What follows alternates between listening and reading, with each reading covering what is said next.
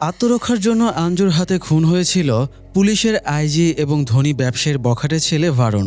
আঞ্জুর বাবা জর্জ কুট্টি mastermind plan করে প্রশাসন এবং আইনকে ঘোল খাইয়ে সেই কেস ধামাচাপা দিয়েছিল। সে লাশটা লুকিয়েছিল আন্ডার কনস্ট্রাকশন থানার নিচে, ফলে লাশটা খুঁজে না পাওয়ায় তারা বেঁচে যায়। তবুও ঘটনা ৬ বছর পরে জর্জ কুট্টির অপরাধের একজন প্রত্যক্ষ সাক্ষী সামনে চলে আসে, যে জর্জকে লাশ লুকাতে দেখে ফেলেছিল।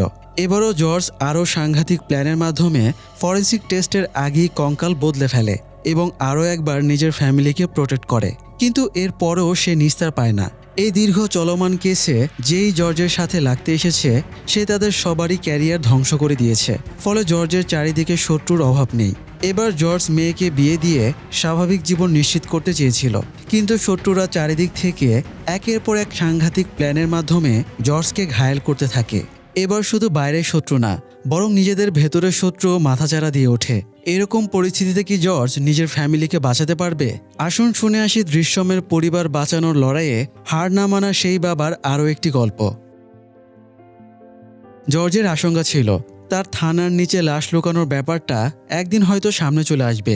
তাই সে নিজের জীবন কাহিনী নিয়ে একটা বই পাবলিশ করে রাখে এবং জনপ্রিয় ফিল্ম রাইটার বিনয় চন্দ্রনকে দিয়ে একই কাহিনীর ওপরে সিনেমার স্ক্রিপ্ট লেখায়। তার মূল উদ্দেশ্য ছিল স্ক্রিপ্ট লেখানোর নামে লাশ সংক্রান্ত আইনি জটিলতা এবং ফরেন্সিক ডিপার্টমেন্টের মারপ্যাচের তথ্য জানা। এছাড়া সে একজন গোরখোদক প্যাট্রোসকে প্রচুর আর্থিক সাহায্য দিয়ে তার কাছ থেকে একটা কঙ্কাল নিয়ে রাখে। তাছাড়াও সে ফরেন্সিক ডিপার্টমেন্টের নাইট গার্ড রাজনের সাথে বন্ধুত্ব করে নেয়। পরে যখন সত্যি একজন প্রত্যক্ষদর্শী সাক্ষী জোশের মাধ্যমে জানাজানি হয়ে যায় জর্জ থানার নিচে ভারনের লাশটা লুকিয়েছে, তখন ভারনের মা প্রাক্তন আইজি গীতা এবং ব্যবসায়ী বাবা প্রভাকরের প্রেসারে পুলিশ থানার নিচে ঘুরে কঙ্কাল উদ্ধার করে। তখন জর্জ প্ল্যান খাটিয়ে প্যাট্রোসের কাছ থেকে নিয়ে রাখা কঙ্কালটা বের করে। এরপরে রাজনের সাথে ড্রিঙ্ক করার অজুহাতে ফরেন্সিক ডিপার্টমেন্টে যায়। সেখানে রাজনের ড্রিঙ্কে ঘুমের ঔষধ মিশিয়ে তাকে অচেতন করে জর্জ কঙ্কাল বদলে দেয়। এরপরে ভারনের কঙ্কাল অ্যাসিডে গলিয়ে নিঃশেষ করে দেয়। পরে কোর্টে কেস উঠলে জর্জের লয়ার রেনুকা লজিক দেখায় পুলিশ জর্জকে ফাঁসানোর জন্য গল্প ফেঁদেছে, কারণ পুরো কাহিনীটা দৃশ্যম বইয়ের সাথে মিলে যাচ্ছিল, যেটা জর্জ আগেই বই আকারে পাবলিশ করে রেখেছিল। ফলে কেসটা আগেই নড়বড়ে হয়ে যায়। তার উপরে আবার কঙ্কালের ফরেন্সিক রিপোর্টে দেখা যায় এটা ভারনের কঙ্কাল না। ফলে জর্জ আবারও কেস থেকে বেঁচে যায়। তো এরপরে জর্জ এবং তার ফ্যামিলির লাইফে আর কি কি ঘটে আসুন দেখে আসি। জর্জ বিনয় চন্দ্রনকে দিয়ে লেখানো নিজের কাহিনীর ওপরে দৃশ্যম নামে একটা সিনেমা তৈরি করে। এই সিনেমার প্রডিউসার সে নিজেই। সিনেমার প্রদর্শনীর পর থেকেই পুরো প্রদেশে ব্যাপক সাড়া ফেলে দেয়। এরকম নিখুঁত থ্রিলার দেখে পুরো টিম মানুষের প্রশংসার জোয়ারে ভাসতে থাকে। ক্রিটিক্সরা ধারণা করছিল এই সিনেমা ১০০ কোটির ক্লাবে প্রবেশ করে ফেলবে। তো জর্জ ফ্যামিলির সাথে সিনেমা দেখে বের হচ্ছিল, তখন সাংবাদিক ইয়ামি তাকে প্রশ্ন করে এই সিনেমাটা সত্যি জর্জের ফ্যামিলি ইনসিডেন্টসের ওপরে নির্মিত কিনা। জর্জ জানায় সে অনেকদিন ধরে সিনেমা বানাতে চাইছিল। এর মধ্যে পুলিশ তার ফ্যামিলিকে মিথ্যা খুনের দায়ে নানা রকম হেনস্থা শুরু করে। তারা যা সমস্যা ফেস করেছে তা কোনো সিনেমার চেয়ে কম না। তাই সে সিনেমাতে আংশিক কাহিনী তুলে ধরেছে। এরপরে জর্জ আর কোনো প্রশ্নের সুযোগ না দিয়ে বেরিয়ে যায়। তার সিনেমার ব্যাপক সাড়ার কারণে নিউজে দেশ বিদেশে সিনেমাটার প্রশংসায় ভাসতে থাকে। সেই প্রশংসা ভেসে ভেসে আমেরিকায় থাকা প্রভাকর এবং গীতার কাছেও পৌঁছে যায়, যারা এখনও সন্তান হারানোর ক্ষত বয়ে বেড়াচ্ছে। কিভাবে তাদের ছেলে ভারনের মার্ডার ধামাচাপা দেওয়া হয়েছে এই সিনেমাটা তার উপরেই নির্মিত।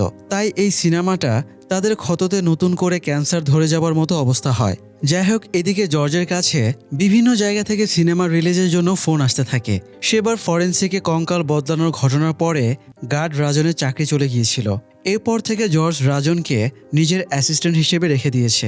রাজন জানায় কেরালার বাইরে সিনেমা রিলিজের জন্য অফার আসছে, তাদের এই অফার মেনে নেওয়া উচিত। তবে জর্জ তাকে আরও কয়েকদিন থামতে বলে, যাতে তাদের ডিমান্ড আরও বেড়ে যায় এবং আরও বেশি টাকা দাবি করতে পারে। জর্জ তো নিজের ব্যবসা নিয়ে খুবই ব্যস্ত ছিল। সাধারণ কেবল অপারেটর থেকে আজ ব্লকবাস্টার সিনেমার প্রডিউসার হয়ে গেছে সে। তাই ব্যস্ততম জীবন তার ভালোই লাগছিল। এদিকে জর্জের বড় মেয়ে আঞ্জু এখনও মেন্টাল ট্রমা থেকে পুরোপুরি সুস্থ হতে পারেনি। তার এখনও নিয়মিত সাইকিয়াট্রিস্টের সাথে কনসাল্ট করা লাগে। অন্যদিনের মতো আজও সে কনসাল্ট শেষ করে বের হতেই বাইরে অপেক্ষায় থাকা সাংবাদিক ইয়ামি তাকে ফলো করে। ব্যক্তিগত ইন্টারেস্টে ইয়ামি জর্জের ফ্যামিলির ওপরে তদন্ত করছিল। সে সাইকিয়াট্রিস্টকেও ফলো করে একটা ফেসিয়াল কেয়ারে যায় এবং তার সাথে ভাব জমিয়ে নেয়। এদিকে আঞ্জুর বিয়ের কথাবার্তা চলছিল। বেশ কয়েকটা সম্বন্ধ দেখার পরে একটা ফ্যামিলি বিয়ের জন্য বেশ আগ্রহী ছিল, কিন্তু একদিন ঘটক হঠাৎ এসে জানায় ওরা বিয়ে ভেঙে দিয়েছে। জর্জ এবং স্ত্রী রানী ভেবেছিল ওরা হয়তো ভারুন মার্ডার কেসের ইস্যুতে বিয়েটা ভেঙেছে। তবে ঘটক জানায় কেউ পাত্রপক্ষকে ফোন দিয়ে বলেছে আঞ্জুর মাথায় সমস্যা আছে, তাই তাকে পাগলের ডাক্তার চিকিৎসা করছে। এটা শুনেই মূলত ওরা বিয়েটা ভেঙে দিয়েছে। বিয়ে ভাঙায় রানী আর জর্জ দুজনই আপসেট হয়। জর্জ ঘটককে বলে তার সম্পত্তির অর্ধেক অংশ তো আঞ্জুও পাবে, তাই ঘটক যেন পাত্রের ফ্যামিলিকে এই ব্যাপারটা জানায়। সম্পত্তির অংশের বিনিময়ে যদি ওরা বিয়েতে রাজি হয় তবুও চলবে। যদিও বাবার যৌতুক দেবার সিদ্ধান্ত ছোট মেয়ে আনুর পছন্দ হয় না, সে সাথে সাথেই প্রতিবাদ করে। তাছাড়া আঞ্জুর নিজেরও যৌতুকের বিয়ে পছন্দ না, তবে জর্জ যে কোনো মূল্যে মেয়ের বিয়েটা দিতে চাইছিল। যাই হোক, সাইকিয়াট্রিস্ট জর্জ এবং রানীকে কথা বলার জন্য ডেকেছিল। আঞ্জুর পাশাপাশি আনুকেও তারা সাইকিয়াট্রিস্টের কাছে পাঠাতো, কারণ বয়সের তুলনায় সেও অনেক ট্রমা ফেস করেছে। তো সাইকিয়াট্রিস্ট বলে ওরা দুই বোন বাবাকে অন্ধের মতো বিশ্বাস করে, কিন্তু ওরা বড় হয়েছে, ওদের ভেতরে কিছু প্রশ্ন রয়েছে যেগুলো ওদেরকে সবসময় আতঙ্কের ভেতরে রাখে। তাই সাইকিয়াট্রিস্ট পরামর্শ দেয় ওদেরকে জর্জ শর্ট ট্রিপে নিয়ে যাক এবং ওদের মনের ভেতরে থাকা প্রশ্নগুলোর উত্তর দিক। তো সাইকিয়াট্রিস্টের পরামর্শ মেনে জর্জ মেয়েদের ট্রিপে নিয়ে যায়। সেখানে জর্জ তার লয়ার রেনুকাকেও ডেকেছিল, কারণ সে জানতো মেয়েদের প্রশ্ন কেস সম্পর্কেই হবে। তো প্রথমে আঞ্জু জানতে চায় কেসের ভবিষ্যৎ কি। রেনুকা জানায় টেকনিক্যালি যদিও কেসটা শেষ হয়ে যায়নি, তবে প্র্যাকটিক্যালি কেসটাকে শেষ বলা যায়। এদেশে অসংখ্য আনসলভ কেস আছে, এটা তার ভেতরই একটা। রানী জানতে চায় পুলিশ কি আর এই কেস নিয়ে তদন্ত করবে না। রেনুকা জানায় পুলিশের নতুন করে তদন্তের কিছু নেই, কারণ তদন্তের জন্য মোটিভ এবং এভিডেন্স লাগবে, যা তাদের কাছে নেই। তাছাড়া ভারুনের ফ্যামিলিও এই কেসে আর ইন্টারেস্টেড না, কারণ ভারুনের অন্তিম সৎকারের জন্য ভারুনের হাড়ের প্রয়োজন ছিল। জর্জ ভারুনের কয়েকটা হাড় প্রভাকরের কাছে পাঠিয়েছিল, তাই বলা চলে ওদের যা প্রয়োজন তা পেয়ে গেছে। তাই অযথা আর এই কেস নিয়ে ঘাটাঘাটি করবে না। রানী আবারও জানতে চায় ভারুনের মা এক্স আইজি গীতা কি কেসটা এত সহজে ছেড়ে দেবে, তার এখন কি অবস্থা। রানীর প্রশ্নের উত্তরটা আনু দিয়ে বলে গীতা প্রভাকর ডিপ্রেশনে আছে। আনু রিসেন্টলি ইউএস বেসড একটা মালায়ালাম ইউটিউব চ্যানেল থেকে ব্যাপারটা জেনেছে। তাদের এখনও টেনশন ছিল কেসের নতুন এভিডেন্স সামনে এসে গেলে তাদেরকে আবারও টর্চার করা হবে কিনা। রেনুকা আইনি ভাষায় তাদেরকে সব রকম পসিবিলিটিস এবং সেগুলোকে কিভাবে ডিফেন্ড করা হবে তা বুঝিয়ে দেয়। তবে সে উল্লেখ করে না জর্জ ভারুনের কঙ্কাল অ্যাসিডে গলিয়ে নিঃশেষ করে ফেলেছে, তাই কোনো এভিডেন্স আর পাওয়া যাবে না। আসলে জর্জের ইচ্ছেতেই এটা প্রকাশ করা হয় না। উঠে আসার পরে রেনুকা এই ব্যাপারে জর্জকে জিজ্ঞেস করলে সে জানায় মেয়েরা তাকে অনেক সম্মান করে। তারা যদি জানতে পারে জর্জ কঙ্কালটা অ্যাসিডে গলিয়েছে, তাহলে ম্যাচিওর বয়সে ওরা হয়তো তাকে ক্রিমিনাল ভাবতে পারে। এই জন্যই মূলত সে মেয়েদের সামনে এই কথাটা উল্লেখ করতে চায় না। যাই হোক, এদিকে ইয়ামি অ্যাসিস্ট্যান্টকে সাথে নিয়ে সাবু অগাস্টিনের সাথে দেখা করতে যায়। সাবু অগাস্টিন এবং তার স্ত্রী সারিথা দুজনেই পুলিশের চাকরি করে। ওরা 6 বছর আগে আন্ডারকভার অপারেশনের জন্য জর্জের বাড়ির পাশের জমিতে ছদ্মবেশে বাস করত। দুজনে জর্জের ফ্যামিলির ওপরে নজর রাখত। এছাড়া সারিথা রানীর সাথে ভাব জমিয়ে তার কাছ থেকে ভারুন মার্ডারের ইনফরমেশন কালেক্টের চেষ্টা করেছিল। পরবর্তীতে জর্জের মাস্টারমাইন্ড প্ল্যানের কাছে তাদের এফোর্ট জলাঞ্জলি চলে যায়, যার ফলে সাবুকে সাসপেন্ড করা হয় এবং সারিথাকে অন্য জায়গায় ট্রান্সফার করে দেওয়া হয়। তো ইয়ামি সাবুকে বলে সে ভারুন মার্ডার কেসের ওপরে ডকুমেন্টারি করছে, তাই সে সাবুর কাছে কিছু ইনফরমেশনের জন্য রিকোয়েস্ট করছিল। সাবু জানায় সে ঊর্ধ্বতন কর্মকর্তাদের অনুমতি ছাড়া কোনো তথ্য শেয়ার করতে পারবে না। ইয়ামি বলে অফিসিয়ালি না হোক, অ্যাটলিস্ট সে আনঅফিসিয়ালি কিছু তথ্য দিক। ডকুমেন্টারিতে সাবুর নাম গোপন রাখা হবে। এটা শুনে সাবু তথ্য দিতে রাজি হয়ে যায়। এদিকে জর্জের সিনেমার হল প্রিন্ট ইউটিউবে আপলোড হয়ে গেলে জর্জ চিন্তায় পড়ে যায়। সে নায়ককে ফোন করে ব্যাপারটা জানায়। নায়ক এ সময়ে দিল্লিতে ছিল, তাই সে জর্জকে আগামীকাল ত্রিভান্ড্রামে চলে আসতে বলে। নায়কও সরাসরি সেখানে গিয়ে নামবে। এরপরে দুজনে ডিজিপির কাছে এই ব্যাপারে অভিযোগ করবে। অন্যদিকে ইয়ামি এবার সার্কেল ইন্সপেক্টর ফিলিপ ম্যাথুয়ের কাছে তথ্য সংগ্রহ করতে যায়। ফিলিপ ওই সময় ভারুন মার্ডার কেসের তদন্তের দায়িত্বে ছিল। ইয়ামি জিজ্ঞেস করে ওই সময় জর্জের ফোনের লোকেশন ট্র্যাক করলেই তো জানা যেত সে ফরেন্সিক ডিপার্টমেন্টে গিয়ে কঙ্কাল চেঞ্জ করেছিল কিনা। ফিলিপ জানায় তারা লোকেশন ট্র্যাক করেছিল, তাতে জর্জের ফোনের লোকেশন কোয়াট্টাম থেকে সরাসরি মানিমালা এরিয়াতে দেখাচ্ছিল। সেখানে পোথানপোঝা জঙ্গলের কাছে সে বেশ কিছুক্ষণ স্টে করেছিল। তারপরে মুন্ডাক্কায়াম কুত্তিকনাকাম হয়ে সে কোয়াট্টামে ফিরে আসে। তাই কঙ্কাল এক্সচেঞ্জের কোনো হদিস পুলিশ পায়নি। তখন ইয়ামি বলে জর্জ যেহেতু অনেকক্ষণ পোন্থানপূজা জঙ্গলের কাছে ছিল, তাই হতে পারে সে ওখানেই কঙ্কালটা গুম করেছে। ফিলিপ জানায় এমনটা হতেই পারে, আবার এটাও হতে পারে জর্জ পুলিশকে মিসলিড করার জন্য ওখানে থেমেছিল। জর্জ যেমন চালাক এবং ধূর্ত, তাতে তার মুভমেন্ট পুলিশের চেয়েও অনেক বেশি ফাস্ট, তাই তাকে আর কোনোভাবে ফাঁসানো যায়নি। ইয়ামি তাচ্ছিল্য করে বলে এই জন্যই পুলিশ জর্জের বড় ফ্যান। এটা শুনে ফিলিপ রেগে যায় আর ইয়ামিকে সাবধান করে দেয় যেন এই ধরনের কথাবার্তা আর না বলে। ইয়ামি চলে আসার আগে একটা ক্লু বলে দেয়, দেশ ছাড়ার আগে প্রভাকর এবং গীতা ভারনের অন্তিম সৎকার করেছিল। অন্তিম সৎকারের জন্য মৃত ব্যক্তির হাড় লাগে, তাই হাড় ছাড়া ওরা কিভাবে অন্তিম সৎকার করলো, আর হাড় দিয়ে সৎকার করলেও তারা এই হাড় কোথায় পেল? প্রশ্ন শুনে ফিলিপ বেশ চমকে ওঠে, কারণ এই জিনিসটা সে নিজেও ভেবে দেখেনি। যাই হোক, এদিকে জর্জ ব্যাগট্যাগ গুছিয়ে বের হচ্ছিল, তখন আনু বলে সে সিঙ্গাপুরের ইউনিভার্সিটিতে সাইবার সিকিউরিটির কোর্স করতে চায়। তবে জর্জ স্পষ্ট জানিয়ে দেয় সে আনুকে সিঙ্গাপুরে যেতে দেবে না, তাকে এখানেই কোনো ইউনিভার্সিটিতে ভর্তি হতে বলে। জর্জ বাড়ি থেকে বের হতেই ঘটকের সাথে দেখা হয়। ঘটক জানায় সে আরও 2টা ভালো পাত্রের সন্ধান এনেছে। একজন পালা শহরে থাকে, অন্যজন থোডুপুঝাতে। থোডুপুঝার ছেলেটা অস্ট্রেলিয়ান প্রবাসী। জর্জ বিরক্ত হয়ে বলে সে প্রবাসী ছেলের সাথে মেয়ের বিয়ে দেবে না। সে অস্ট্রেলিয়ান ছেলেকে রিজেক্ট করে অন্য ছেলেটার ব্যাপারে রানী এবং রাজনের সাথে আলাপ করতে বলে। এরপরে জর্জ কেরালা পুলিশ হেডকোয়ার্টারে গেলে পুলিশেরা তার দিকে অন্য নজরে তাকিয়ে থাকে। জর্জের বেশ অস্বস্তি লাগছিল। সে ডিজিপির চেম্বারের সামনে অপেক্ষা করছিল। তখন তার এসআই সুরেশবাবুর সাথে দেখা হয়ে যায়। ভারনের মার্ডার কেসের প্রথম তদন্তের সময়ে সুরেশবাবু জর্জের থানার অফিসার ছিল। তদন্তে ব্যর্থ হওয়ায় এবং জর্জের প্ল্যানের কারণে সেবার দায়িত্বরত কয়েকজন সাসপেন্ড এবং ট্রান্সফার হয়ে গিয়েছিল।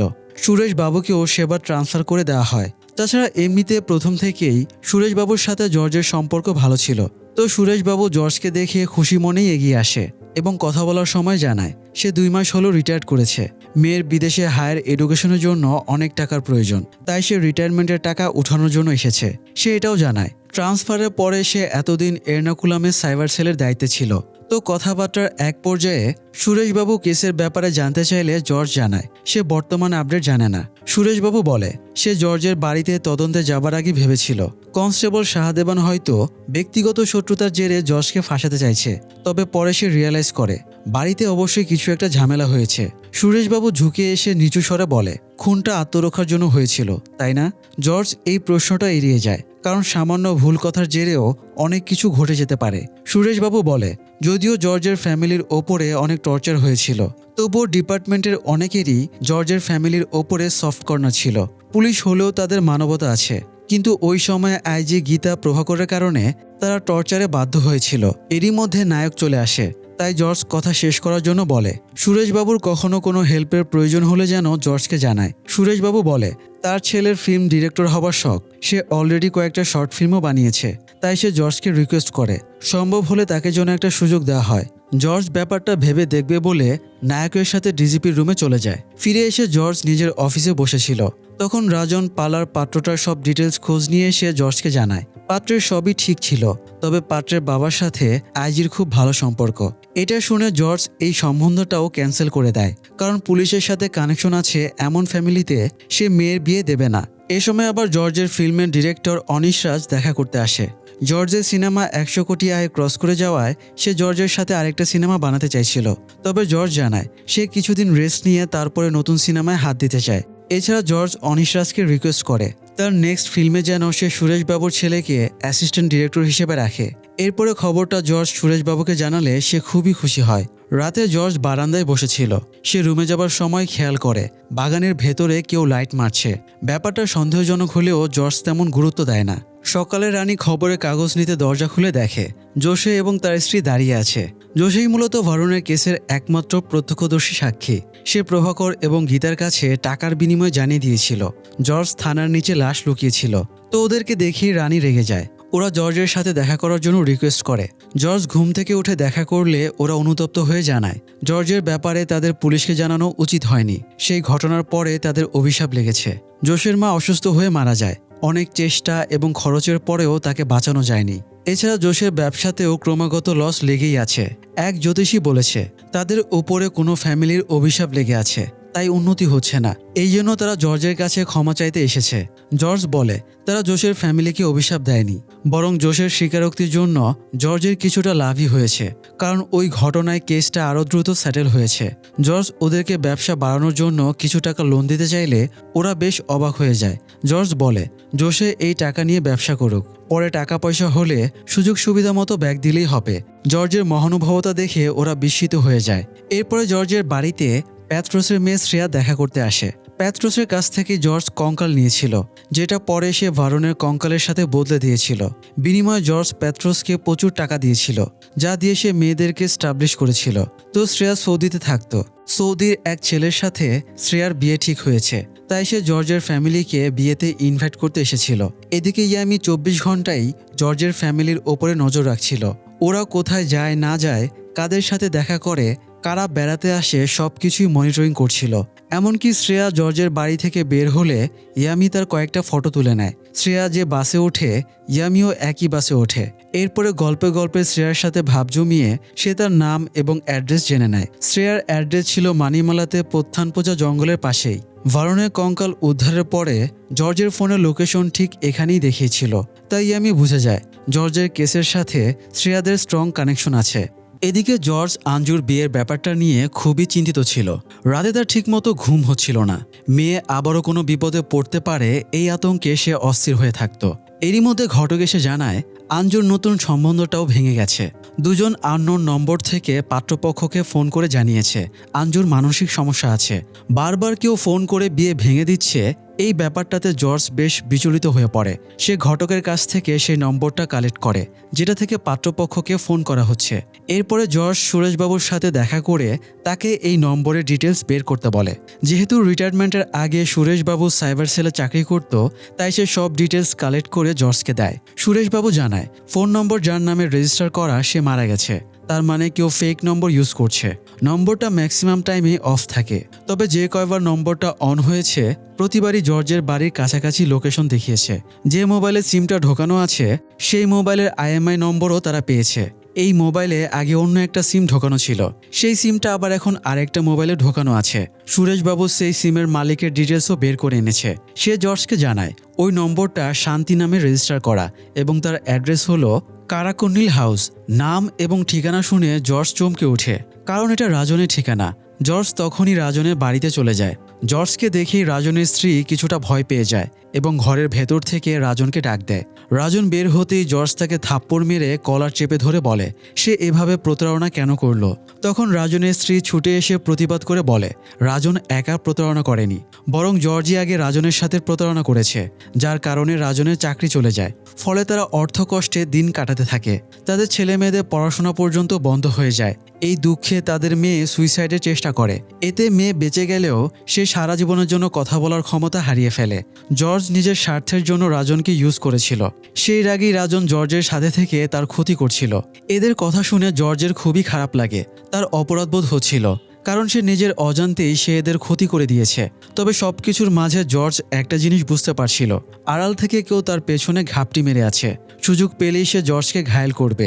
তাই সে নেক্সটে কি ঘটতে পারে সেগুলো ভেবে প্ল্যান গোছাতে শুরু করে। রাতে জর্জ জানালা দিয়ে আজও খেয়াল করে বাগানের ভেতরে কেউ আছে। তাই সে টর্চ নিয়ে বাগানে চলে যায়। হঠাৎ তার একটা পা গর্তে পড়লে সে হোঁচট খায়। সে খেয়াল করে জায়গাটা কেউ খুঁড়ে রেখেছে এবং ঘাসপাতা দিয়ে ঢেকে রেখেছে। জর্জের মনে হয় কেউ তাকে অশনি বিপদের সিগন্যাল দিচ্ছে। স্ত্রীর ডাকে জর্জ বাড়ি চলে গেলে সেই অশনি বিপদটা আড়াল থেকে বেরিয়ে আসে। আর এই বিপদটার নাম সাসপেন্ডেড কনস্টেবল শাহদেবান। নীতি নৈতিকতা বলতে তার ভেতরে কিচ্ছু নেই। ভারনের কেসে জর্জের সাথে পাঙ্গা নিতে গিয়ে গণপিটুনি খেয়ে শাহদেবান সাসপেন্ড হয়েছিল।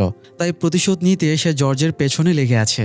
যাই হোক, জর্জ আশঙ্কা করে তার মেয়েরা এখানে থাকলে ক্ষতি হতে পারে। তাই সে দুই মেয়েকে বাইরে পাঠিয়ে দেবার সিদ্ধান্ত নেয়। সকালে ঘটক আসলে সে তাকে আঞ্জুর বিয়ের জন্য প্রবাসী কোনো ছেলেকে দেখতে বলে। এছাড়া কদিন আগে আনু সিঙ্গাপুর ইউনিভার্সিটিতে ভর্তি হতে চেয়েছিল। তখন জর্জ রাজি না হলেও বর্তমান পরিস্থিতি বিবেচনায় আনুকে সিঙ্গাপুরে পাঠাতে রাজি হয়ে যায়। রাতারাতি স্বামীর এই পরিবর্তন দেখে রানীও বেশ চমকে যায়। পাশাপাশি সে খুশিও হয়। অনেকদিন ধরেই সে জর্জকে এই ব্যাপারে রাজি করানোর চেষ্টা করছিল। এদিকে জর্জের কৌতূহল হচ্ছিল গর্ত খোঁড়া জায়গায় কিছু আছে কিনা। তাই সে রাতে টর্চ চালিয়ে জায়গাটা খুঁড়ে দেখে। তবে অনেকটা খোঁড়ার পরেও নিচে সলিড মাটি ছাড়া আর কিছুই ছিল না। তাই সে গর্তের এক্সট্রা মাটি ভরাট করে আগের মতো করে রেখে দেয়। এদিকে ইয়ামি শ্রেয়াকে হন্যে হয়ে খুঁজে বেড়াচ্ছিল। অনেক খোঁজার পরে অবশেষে সে শ্রেয়ার বাড়ির ঠিকানা খুঁজে পায়। এরপরে সে বাড়ি ফিরে বাবা শাহদেবানকে কথাটা জানায়। আসলে এই ইয়ামি ছিল শাহদেবানের মেয়ে। বাবা মেয়ে দুজনে মিলে জর্জের ফ্যামিলি সর্বনাশ করার জন্য পুরো প্ল্যান বানিয়ে রেখেছিল। পরের দিন শাহদেবান সাবুর সাথে দেখা করতে যায়, আর ইয়ামি আঞ্জুর সাইকিয়াট্রিস্টের সাথে দেখা করতে যায়। ইয়ামি এক্সপ্রেশনে ইমোশনাল ভাব ধরে বলে তার একটা ছেলের সাথে রিলেশন ছিল, ব্রেকআপের পরে সে এটা নিয়ে ডিপ্রেশনে আছে। এরপরে সুযোগ পেয়ে সে আঞ্জুর কথা তুলে বলে সে শুনেছে ভারুনের মৃত্যুর পরে আঞ্জুর মানসিক অবস্থাও খুব খারাপ। সেই ঘটনার নিউজ দেখে সে আরও বেশি ফ্রাস্ট্রেটেড হয়ে গেছে, কারণ তার সমস্যাটাও অনেকটা আঞ্জুর সাথে রিলেটেড। আসলে ইয়ামি সাইকিয়াট্রিস্টকে খুঁচিয়ে আঞ্জুর ডিটেলস বের করতে চাইছিল, তবে সাইকিয়াট্রিস্ট তার উদ্দেশ্য বুঝতে পেরে ব্যাপারটা ইজিলি হ্যান্ডেল করে নেয়। এদিকে ঘটক জর্জের বাড়িতে একজন দুবাই প্রবাসী ছেলের সম্বন্ধ নিয়ে আসে। ছেলেটার নাম আভিরা, বাবা মায়ের একমাত্র ছেলে। ছেলের বাবা কলেজের প্রফেসর। আভিরা এমটেক কমপ্লিটের পরে দুবাইতে সেটেলড। সেখানে স্বনামধন্য কোম্পানিতে সে চাকরি করত, আর এখন চাকরি ছেড়ে দিয়ে নিজেই বিজনেস করছে। পাত্রপক্ষ একটা সিম্পল মেয়ে চায়, তাই তারা গ্রামের সাইডের কোনো মেয়েকে বিয়ের জন্য খুঁজছে। তাছাড়া আভিরা দেখতেও স্মার্ট ছিল। তবে আনু খেয়াল করে ফটোতে আভিরা এক কানে হেয়ারিং এইড পরে আছে। সে কথাটা জিজ্ঞেস করলে ঘটক ইতস্তত করে বলে ছেলের সব পারফেক্ট থাকলেও এই সামান্য একটা সমস্যা আছে। কয়েক বছর আগে সে একটা অ্যাক্সিডেন্ট করে, এরপর থেকে সে এক কানে একটু কম শোনে, তবে হেয়ারিং এইড পরলে স্পষ্ট শুনতে পায়। যদিও ছেলে কানে কম শোনে, এটা জেনে রানীর মুখটা কালো হয়ে যায়। বিয়ের ক্ষেত্রে পাত্রীপক্ষের এই এক কমন সমস্যা, নিজেরা পারফেক্ট না হলেও তাদের পাত্র ঠিকই পারফেক্ট চাই। তো রানী একটু ইতস্তত করলেও জর্জের মনে হয় না এটা কোনো সমস্যা। সামান্য কানে কম শোনে, এটাকে সে কোনো ইস্যু মনে করে না। তাই ঘটককে সে এই ছেলের সাথে কথা আগাতে বলে। ঘটক চলে গেলে জর্জের কাছে সাইকিয়াট্রিস্টের ফোন আসে এবং সে জানিয়ে দেয় আজ একটা মেয়ে সেশনের নামে এসেছিল, তবে তার উদ্দেশ্য ছিল আঞ্জুর ব্যাপারে ইনফরমেশন কালেক্ট করা। জর্জ পরিস্থিতি খারাপ দেখে দ্রুত বিয়ের কাজটা সেরে ফেলতে চাইছিল। সে পাত্রপক্ষকে ডেকে আনে।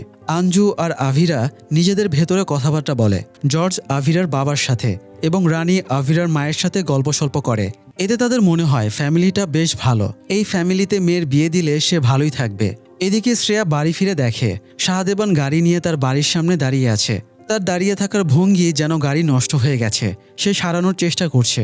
শ্রেয়া যেহেতু শাহদেবানকে চিনত না, তাই গুরুত্ব না দিয়ে বাড়িতে ঢুকতে যাবে, এই সময় বালতিতে পানি নিয়ে ইয়ামি বেরিয়ে আসে। ইয়ামি শ্রেয়াকে দেখেই বহুদিনের চেনা এমন ভান ধরে কথাবার্তা বলে। শ্রেয়া ইয়ামিকে ভুলে গিয়েছিল। ইয়ামি মনে করিয়ে দেয় তাদের বাসে দেখা হয়েছিল। শ্রেয়া বেশ অবাক হয়, বাসে জাস্ট অল্প কিছুক্ষণের জন্য তাদের দেখা হয়েছিল, অথচ সে শ্রেয়ার নাম এত স্পষ্টভাবে মনে রেখেছে। তো ইয়ামি জানায় এখান দিয়ে যাবার পথে তাদের গাড়ির রেডিয়েটর ওভারহিট হয়ে গেছে, তাই পানি দিয়ে ঠান্ডা করার জন্য এই বাড়িতে পানি নিতে ঢুকেছিল। যদিও ইয়ামির অজুহাত ভ্যালিড ছিল, তবুও শ্রেয়ার কিছু একটা সন্দেহ হয়। তাই সে জর্জকে মেসেজ দেয় বাবা আপনার সাথে দেখা করতে চান।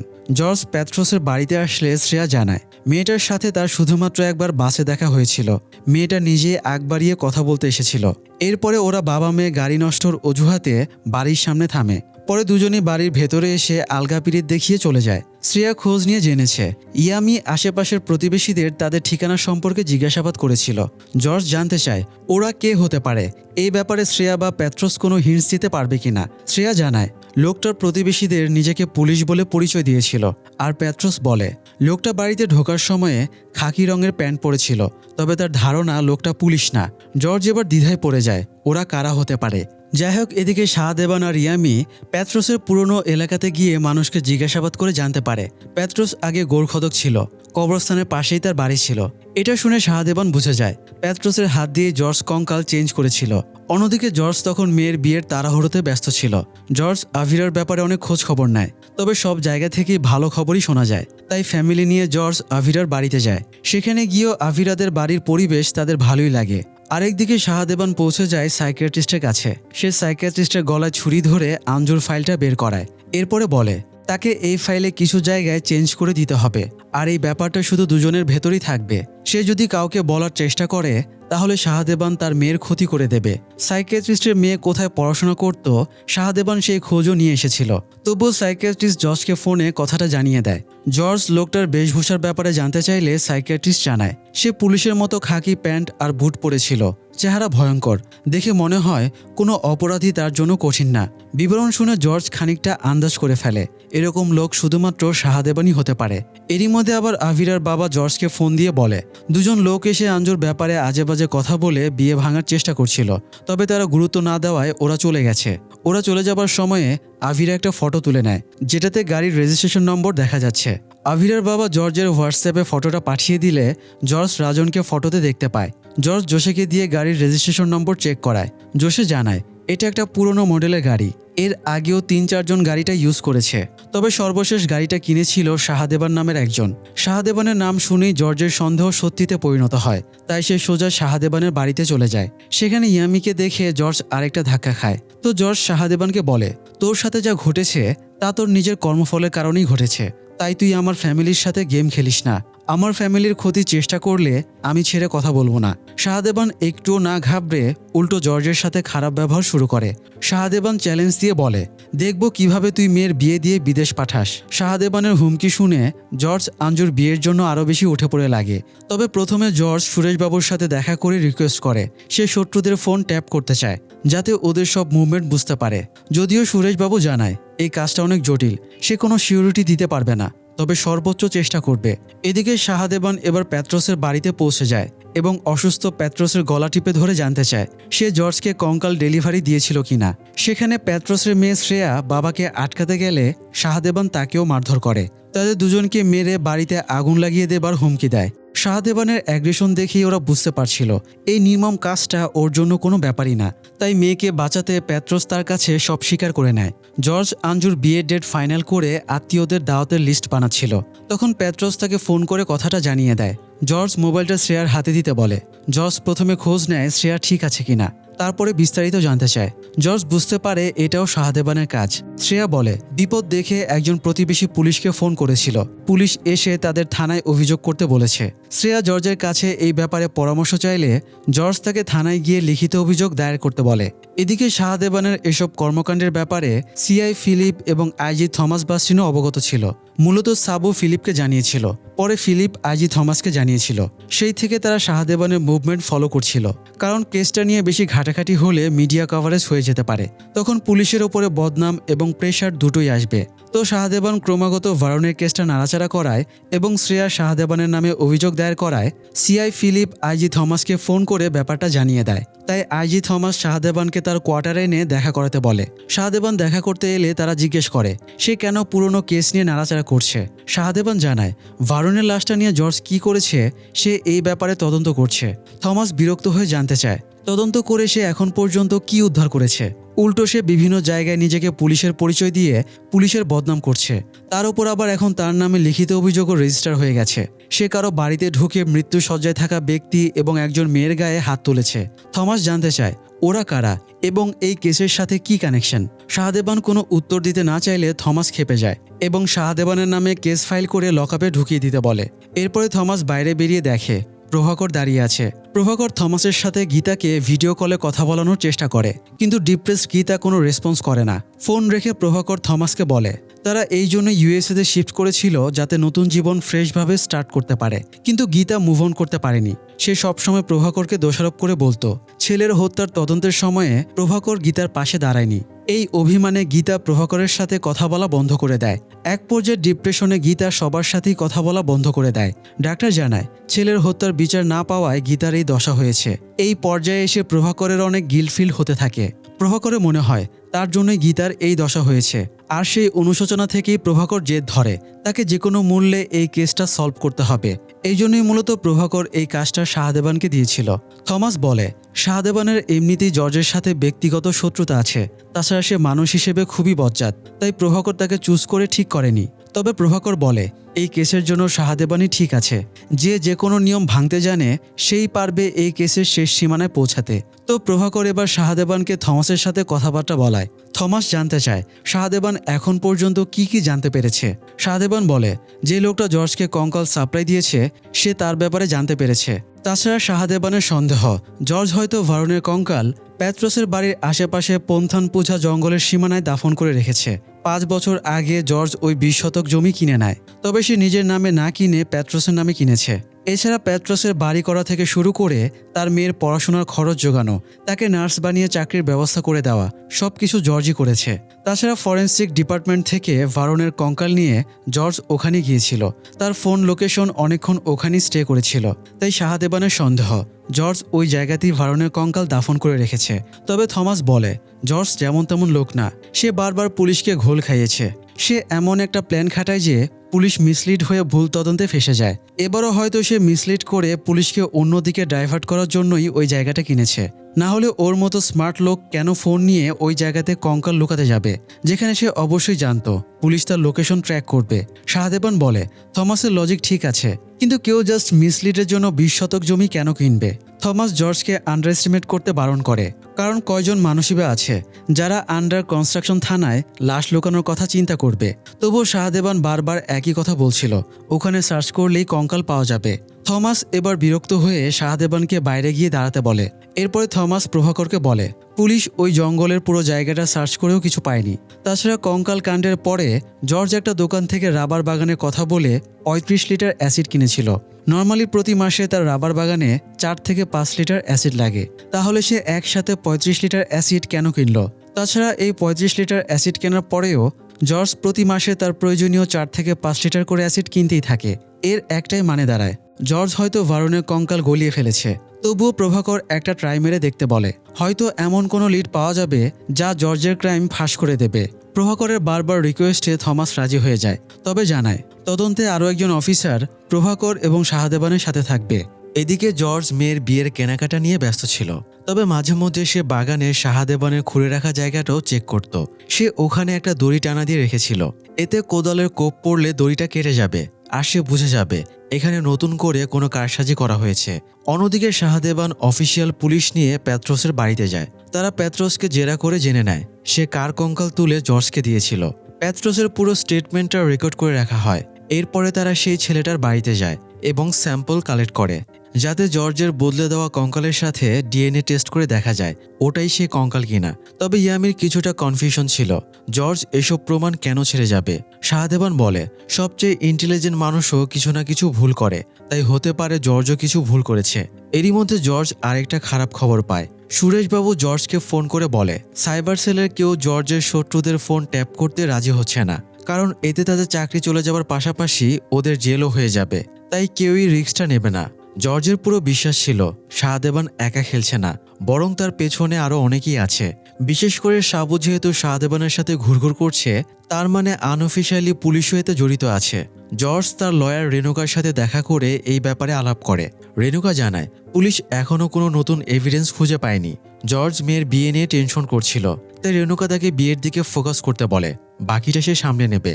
এদিকে পেট্রোসের স্বীকারোক্তি অনুযায়ী ছেলেটার ডিএনএ জর্জের চেঞ্জ করা কঙ্কালের সাথে মিলে যাচ্ছিল, যেটা তারা স্ট্রং এভিডেন্স হিসেবে ইউজ করতে পারবে।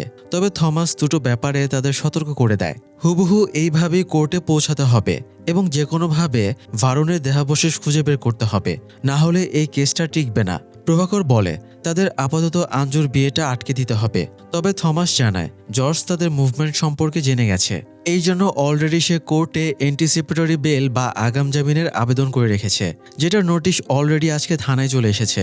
এখন তাদের রিপ্লাই পাঠাতে হবে। জর্জকে অ্যারেস্টের কোনো ইন্টেনশন তাদের নেই। তবুও যদি জর্জকে জিজ্ঞাসাবাদের জন্য থানায় আনা হয়, তাহলে কেস রিওপেন হয়ে যাবে এবং ওরা আবারও আগাম জামিনে বের হয়ে যাবে। তাই অনেক ভেবে থমাস একটা আইডিয়া বের করে। আঞ্জুর বিয়ে 25 তারিখ সোমবার, তাই ওরা 23 তারিখ শনিবারে কেস রিওপেনের আবেদন জানাবে, আর ওই দিনই জর্জের ফ্যামিলিকে গ্রেপ্তার করে নিয়ে আসবে। এতে রবিবারে কোর্ট বন্ধ থাকায় ওরা কোনো জামিনের আবেদন করতে পারবে না। পরের দিন কোর্ট খুললে ওরা যদি আগাম জামিনের আবেদন করেও, তবুও সব প্রসেস শেষ হতে অন্তত 1 সপ্তাহ লেগে যাবে। অর্থাৎ এইভাবে তারা বিয়েটাকেও আটকে দিতে পারবে। তো 23 তারিখে পুলিশ হঠাৎ কেস রিওপেন করে এবং ফোর্স নিয়ে জর্জের বাড়িতে গ্রেপ্তার করতে চলে যায়। তবে জর্জ পুলিশকে কোর্টের একটা নোটিশ ধরিয়ে দেয়। এই নোটিশের CRPC 41 ধারা অনুযায়ী পুলিশ সন্দেহভাজনকে আগাম নোটিশ না পাঠিয়ে গ্রেপ্তার করতে পারবে না। আইনের এই ধারা মূলত তাৎক্ষণিক গ্রেপ্তার হওয়া থেকে সুরক্ষা দেয়। তো জর্জের এই মুভমেন্টের কথা শুনে থমাস সহ সবাই অবাক হয়ে যায়। জর্জ ওদের প্ল্যান আগেই বুঝে গিয়েছিল, তাই সে নিজেও পদক্ষেপ নিয়ে রেখেছে। থমাস বিরক্ত হয়ে বলে তারা আরেকটা ভুল পদক্ষেপ নিলেই বিপদে পড়ে যাবে। আফটার অল থমাসকেও তার ঊর্ধ্বতন কর্মকর্তাদের কাছে জবাবদিহিতা করা লাগে। সে অনেক ভেবে আরও একটা সলিউশন বের করে। তারা আগামীকাল রবিবার জর্জকে নোটিশ পাঠাবে এবং পরের দিন সোমবারে কোর্টে উপস্থিত হওয়ার কথা উল্লেখ করে দেবে। এতে ওরা কোর্টকে অ্যাপ্রোচের চেষ্টা করবে আর তখনই তারা আসল খেল দেখিয়ে দেবে। তো প্ল্যান মতো পরের দিন জর্জকে নোটিশ পাঠানো হয়। জর্জ একটু টেনশনে পড়ে যায়, কারণ আগামীকালই তো আঞ্জুর বিয়ে। পরের দিন সকালে জর্জের লয়ার রেনুকা জাজের সাথে পার্সোনালি দেখা করে তাকে বোঝায় যাতে বিয়ে আটকানোর ষড়যন্ত্র রুখে দেওয়া যায়। কিন্তু জাজ তো আইনের বাইরে গিয়ে কাজ করতে পারবে না, তাই সে কোর্টে যুক্তিতর্ক উপস্থাপন করতে বলে। তবে জাজ রেনুকাকে একটা হেল্প করে, জর্জের কেসের হেয়ারিং সবার আগে দেবার ব্যবস্থা করে। তো কোর্ট হেয়ারিংয়ে পাবলিক প্রসিকিউটর বা পিপি এবং রেনুকা যুক্তিতর্ক উপস্থাপন শুরু করে। পিপি নতুন এভিডেন্সের ওপরে ভিত্তি করে জর্জের ফ্যামিলিকে অ্যারেস্টের আবেদন করে। তবে রেনুকা যুক্তি দেয় এগুলো জর্জের ফ্যামিলির বিরুদ্ধে প্রতিশোধের জন্য সাজানো হয়েছে। পিপি এবার যুক্তি দেয় পুলিশের কেস রিওপেনের কথা শুনে জর্জ মেয়েকে বিয়ে দিয়ে বাইরে পাঠিয়ে দেবার প্ল্যান করছে। তখন রেনুকা বলে এমন সন্দেহ হলে ওদের পাসপোর্ট বাজেয়াপ্ত করা হোক, তাহলে তো আর বাইরে যেতে পারবে না। তাই এত ইজি উপায় থাকতে ওদেরকে গ্রেপ্তারের আর প্রয়োজন নেই। তবুও পিপি হাল ছাড়ে না। শাহদেবান সাইকিয়াট্রিস্টের কাছ থেকে জোর করে আঞ্জুর ব্যাপারে মিথ্যা টেস্টিমনি নিয়েছিল। পিপি এবার সেটা কোর্টে পেশ করে বলে আঞ্জুর সেক্সুয়ালি সমস্যা আছে, সে এই ব্যাপারে কোনো আগ্রহ পায় না। কেউ এই ব্যাপারে জোরাজুরি করলে সে ভায়োলেন্ট হয়ে উঠতে পারে। তাই তার স্বামীর নিরাপত্তা নিশ্চিত করতে এই বিয়েটা বন্ধ করা উচিত। এটা যেহেতু সেন্সিটিভ ইস্যু, তাই রেনুকা প্রতিবাদ করে এবং নিজের মতো যুক্তি উপস্থাপন করে। এতে জাজ কনভিন্স হয়ে আগামী সপ্তাহ পর্যন্ত জামিন মঞ্জুর করে। ফলে জর্জেরা গ্রেপ্তার হওয়া থেকে বেঁচে যায়। পুলিশ এতক্ষণ কমিউনিটি সেন্টারের বাইরে গ্রেপ্তারের জন্য অপেক্ষা ছিল।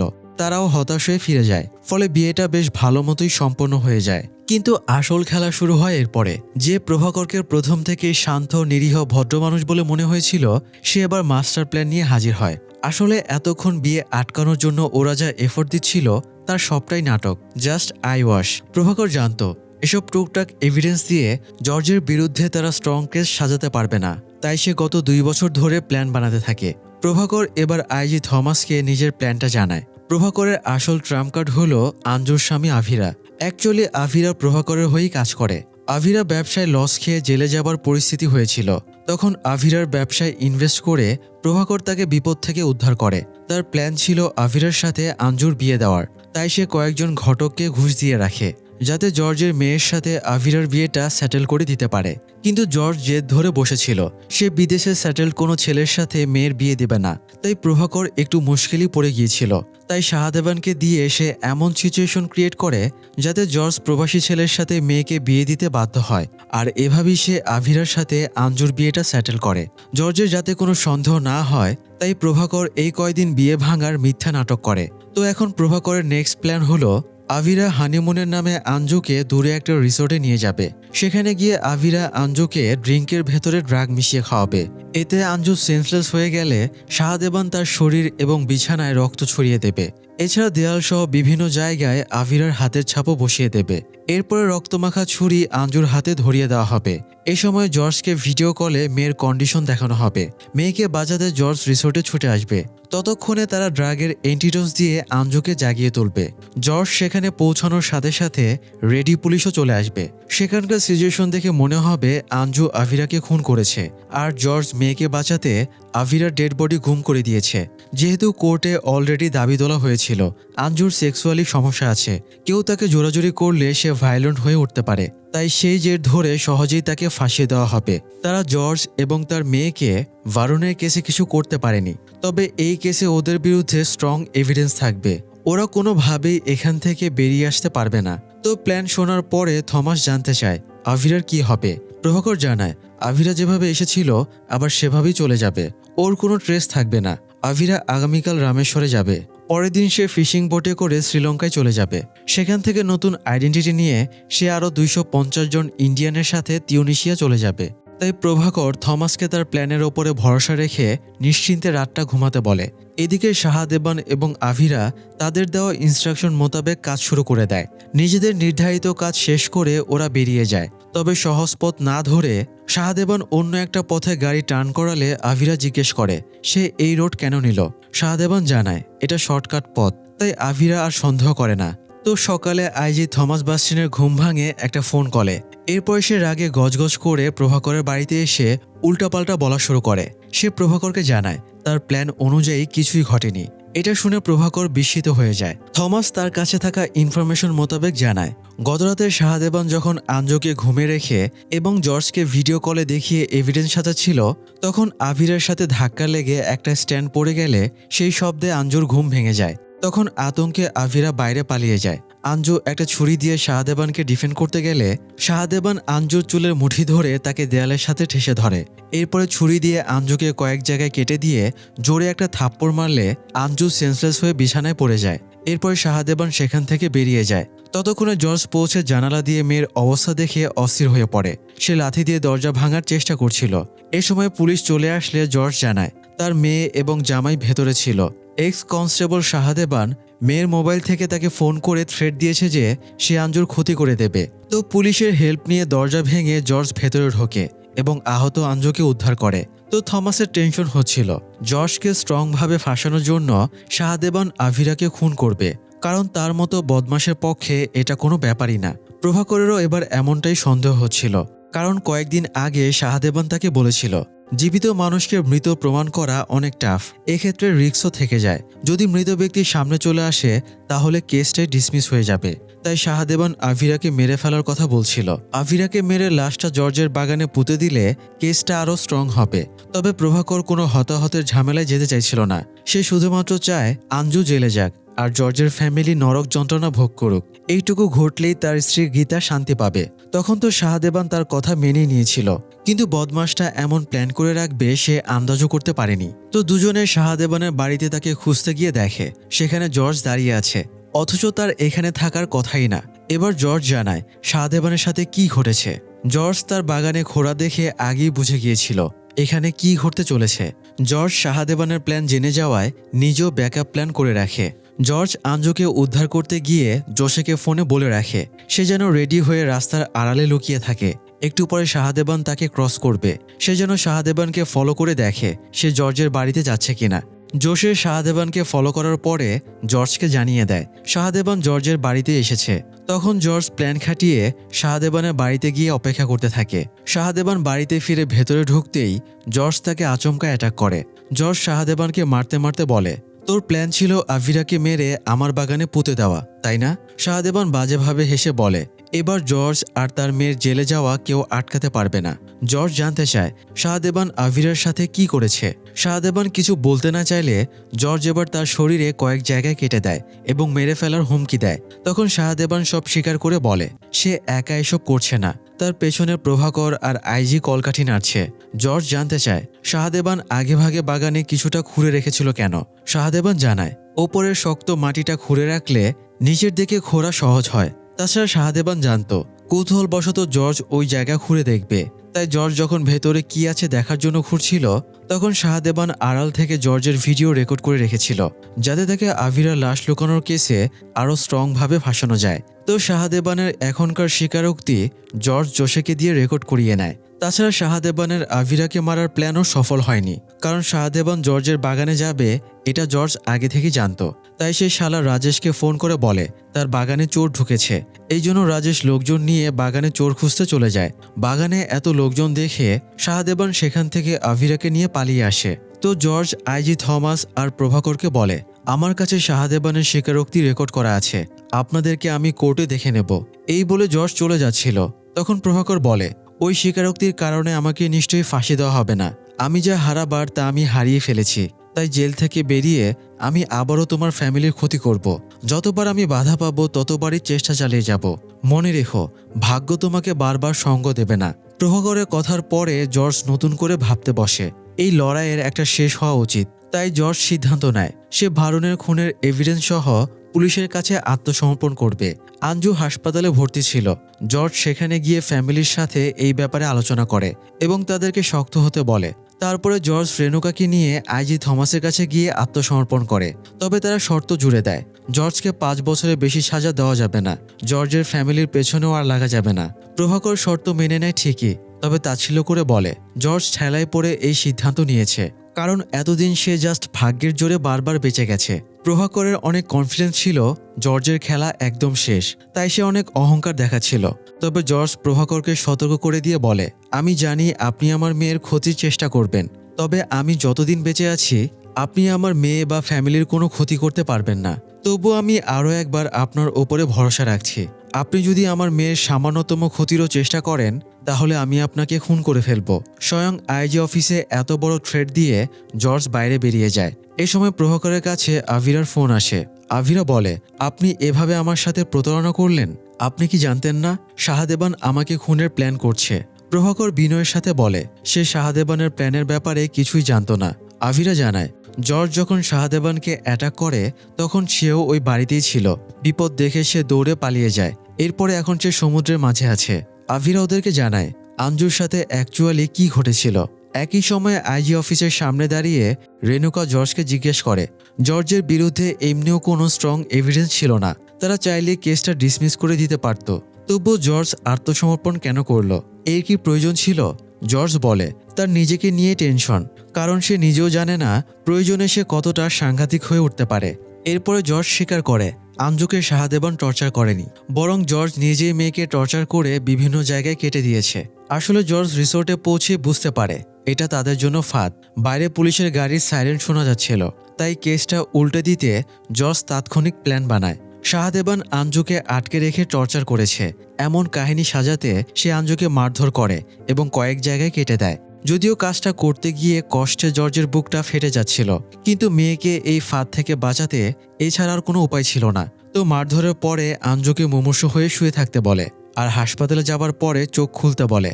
এরপরে জর্জ বাইরে এসে এমন ভান করে যেন সে মাত্রই এসে দরজা ভাঙার চেষ্টা করছে। পুলিশ আসা মাত্রই সে শাহদেবানের নাম নিয়ে বলে শাহদেবান তার মেয়েকে টর্চার করেছে। দরজা ভেঙে ভেতরে ঢুকে আঞ্জুর অবস্থা দেখে পুলিশ সেটাই বিশ্বাস করে নেয়। পরে হাসপাতালে গিয়ে আঞ্জু চোখ খুললে পুলিশ তার স্টেটমেন্ট রেকর্ড করে।